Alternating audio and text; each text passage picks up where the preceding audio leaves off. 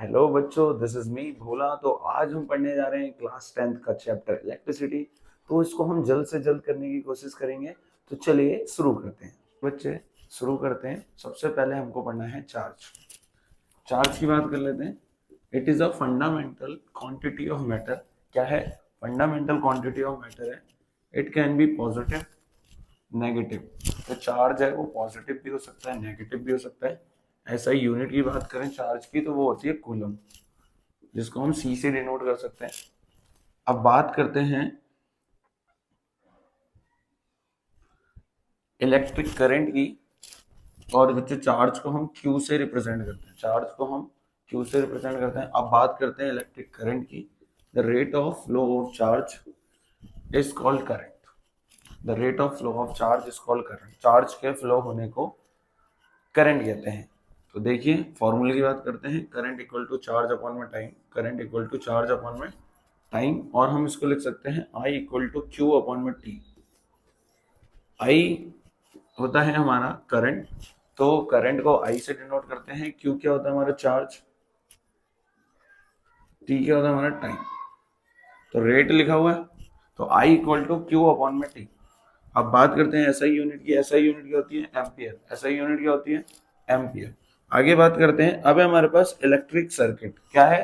Electric circuit. Electric circuit की बात करें, close path along with the electric current flows. क्या मतलब है? एक क्लोज पाथ जिसमें इलेक्ट्रिक करंट हमारा क्या होगा? फ्लो होगा। तो मैंने यहाँ पे इलेक्ट्रिक सर्किट का डायग्राम बना रखा है, चलिए थोड़ी सी नजर मार लेते हैं। एक बैटरी है हमारे पास, ये क्या है? बैटरी है। और ये है हमारे पास एमीटर।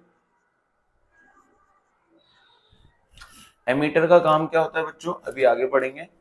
वैसे मैं आपको बता दूं, एमीटर का काम होता है करंट को मेजर करना। करंट को मेजर करना। ये है हमारे पास बल्ब, और ये है हमारे पास एक की, जो सर्किट को ओपन और क्लोज करने में मदद करती है। तो अब जल्दी से बढ़ते हैं आगे की ओर। तो चलिए बच्चों आगे देखते हैं। अब है हमारे पास इलेक्ट्रोकेमिकल सेल। क्या है हमारे पास? Electrochemical cell. इसका क्या काम है? Converts chemical energy into electrical energy. Chemical energy को इलेक्ट्रिकल एनर्जी में कन्वर्ट करता है, उसको कहते हैं इलेक्ट्रोकेमिकल सेल। आगे बात करते हैं। अब हमारे पास गैल्वेनोमीटर। क्या है? गैल्वेनोमीटर। इसका क्या काम है? Detect current, small amount of current को डिटेक्ट करता है गैल्वेनोमीटर। अब बात करते हैं एमीटर की। एमीटर का क्या काम है? Device, it is a device to use measure current. ये डिवाइस जो करंट को मेजर करता है, कौन? एमीटर। अब बात करते हैं आगे। अभी हमारे पास इलेक्ट्रिक पोटेंशियल। क्या है? Electric potential, amount of electric potential energy at a point. Electrical sorry, हमारे पास है इलेक्ट्रिकल पोटेंशियल एनर्जी। तो amount of electric potential energy at a point.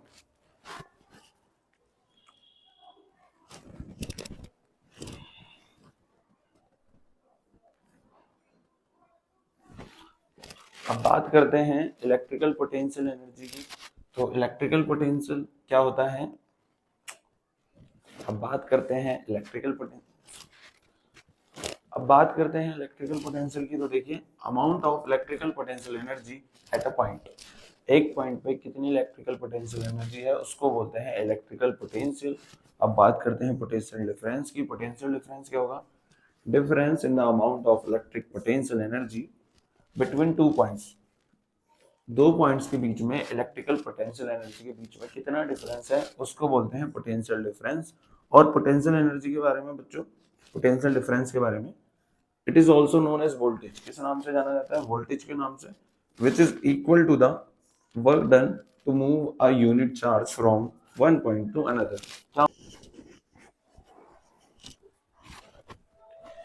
तो क्या मतलब है, चलिए देखते हैं। इसका मतलब है V equal to W upon में Q। V क्या है? हमारा वोल्टेज है। W क्या है? हमारा वर्क डन है। और Q क्या है? हमारा चार्ज। और बात करते हैं वोल्ट मीटर की। ये क्या काम करता है? Measure potential difference. किस लिए यूज करा जाता है? पोटेंशियल डिफरेंस को मेजर करने के काम आता है।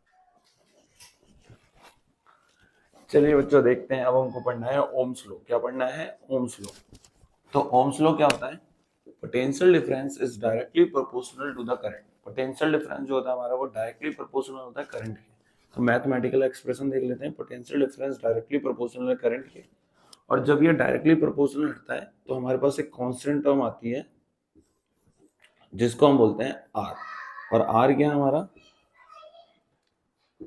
रेसिस्टेंस। क्या है? रेसिस्टेंस। आर क्या है? रेसिस्टेंस है। अब बात करते हैं इसके वी आई ग्राफ की। तो वी आई ग्राफ देखेंगे, अगर हम इधर पोटेंशियल डिफरेंस बनाते हैं, क्या बनाते हैं? V, और इधर बनाते हैं I। हमेशा याद रहे जो VI ग्राफ होगा इसका स्लोप स्ट्रेट लाइन में जाएगा। तो ये है हमारा VI ग्राफ। तो ओम्स लॉ में इतना ही। V directly proportional to I। जब डायरेक्टली प्रोपोर्शनल हटता है तो I की जगह, वो डायरेक्टली प्रोपोर्शनल हटता है तो उसकी जगह पे आता है R। और R क्या हमारा? रेसिस्टेंस है। इसके बारे में अभी हम पढ़ते हैं। चलिए बच्चों अब पढ़ते हैं रेसिस्टेंस। तो रेसिस्टेंस क्या है? Resist the flow of charge. Resistance का क्या काम है? चार्ज को रेसिस्ट करना, रोकना। ऐसा ही यूनिट की बात करें तो ओम, और 1 ओम का मतलब है 1 वोल्ट पर यूनिट 1 एम्पियर। ठीक है, 1 ओम तभी होगा जब 1 वोल्ट और 1 एम्पियर होगा तभी। अब बात करते हैं रियोस्टेट की। ये क्या है? वेरिएबल रेसिस्टेंस है जो यूज होता है रेगुलेट करंट को रेगुलेट करने में without changing the source of voltage. जो सोर्स ऑफ वोल्टेज है उसको चेंज करे बिना। आगे बढ़ते हैं। अब बात करते हैं factors on which resistance depend. वो फैक्टर्स जिन पे रेसिस्टेंस क्या करते हैं? डिपेंड करते हैं। सबसे पहला है directly proportional to the length. Length पे डिपेंड करता है। Inversely proportional to the area of cross section. Area पे डिपेंड करता है। तीसरा है directly proportional to the temperature. Temperature पे डिपेंड करता है। चौथा है depends on the nature of the material. कौन सा मटेरियल है, कैसा मटेरियल है, उसके नेचर पे डिपेंड करता है। तो चलिए आगे बढ़ते हैं।